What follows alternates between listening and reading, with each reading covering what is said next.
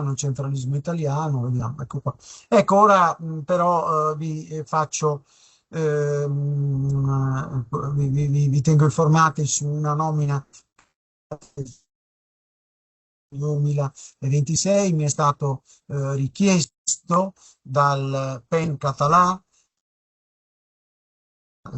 professoressa Vincenta Tasa Fuster, che è la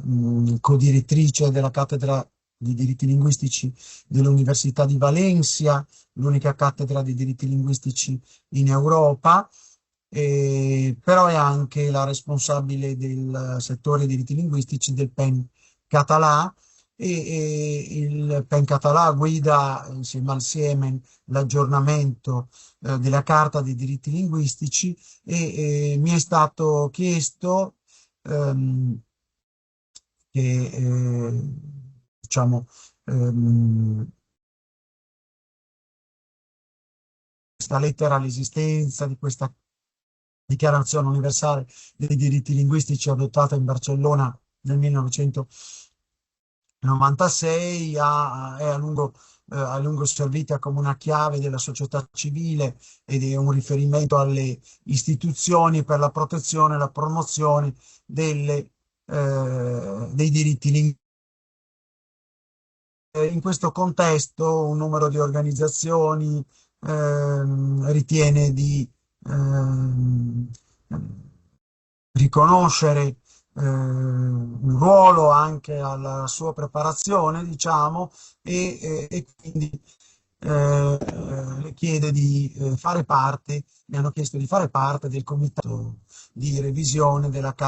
dei diritti linguistici e che questo comitato inizierà i lavori direttamente da ottobre a dicembre 2026. Allora, intanto io segnalo, poi questo lo invierò anche agli amici direttamente che ho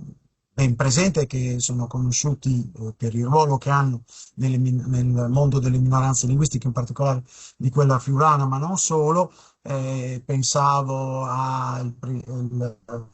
presidente della Società Filologica Friulana, professor Federico Vicario, caro amico, al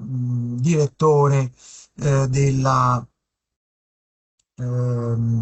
agenzia dell'Arlef, dell'Agenzia per la Lingua e la Cultura friulana della regione Friuli-Venezia Giulia, all'ufficio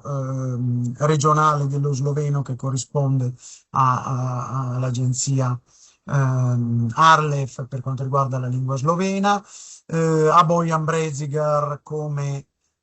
grande esponente del pensiero autonomista sloveno e anche per certi versi con un ruolo diciamo neutro tra la comunità slovena che si ispira ai valori della socialdemocrazia e anche del comunismo in passato e a quella invece cattolica. Lui è un liberale, quindi una posizione diciamo di valore riconosciuta direi completamente della minoranza slovena, ha diretto il giornale della minoranza linguistica slovena, è stato segretario del Ministero degli Esteri nel momento della nascita della Repubblica Slovena, quindi ha avuto un ruolo importante. E qui vediamo quindi un riconoscimento, quindi che è quello che mi è stato dato. Io chiedo a questi amici di aiutarmi, di intervenire, di cercare di inviare dal punto di vista della minoranza slovena, dal punto di vista della minoranza friulana, aspetti rilevanti per l'aggiornamento, soprattutto per quanto riguarda il mondo dei nuovi media, per l'aggiornamento della Carta dei diritti linguistici, che poi verrà presentata come nella sua versione aggiornata alle Nazioni Unite. E, ecco un'altra incarico che mi è stato dato, questo alla fine del novembre 2024, questo dall'ufficio sloveno della regione Friuli Venezia Giulia, che mi ha chiesto di collaborare alla toponomastica bilingue nell'ambito del gruppo di lavoro. Come giurista sono stato individuato io la. Ecco, dice che ovviamente su segnalazione, su suggerimento del professor Andrea Cantile, presidente della Commissione per la toponomastica ufficiale italiana dell'Istituto Geografico Militare, che l'ha indicata a fronte della sua pluriennale esperienza in materia di toponomastica e minoranze linguistiche in Friuli Venezia Giulia. Io ho anche una monografia pubblicata, tra l'altro, proprio per i tipi della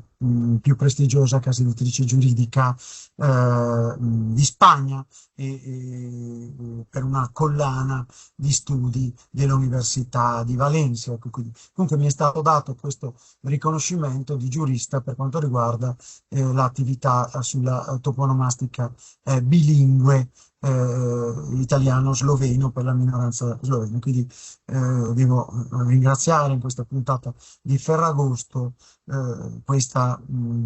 due riconoscimenti importanti e che io, ripeto, voglio condividere anche con gli ascoltatori di questa trasmissione, soprattutto per quanto riguarda l'aggiornamento della Carta dei diritti linguistici. Chi è interessato alle minoranze linguistiche e nazionali prende la carta, che è disponibile anche sul sito, per esempio, del Siemen di Barcellona, può leggerla in diverse lingue, cioè in francese, inglese, spagnolo e catalano, direi, e segnalare gli aggiornamenti che ritenesse opportuni. L'email per segnalare questo aspetto, vi do la mia. In una prossima puntata vi darò anche altre email. La mia è guglielmo.cevolin@uniud.it. Ovviamente io girerò al comitato di aggiornamento di questa carta sui diritti linguistici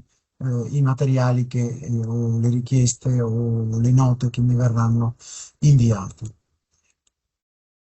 Bene, ecco, ora siamo sul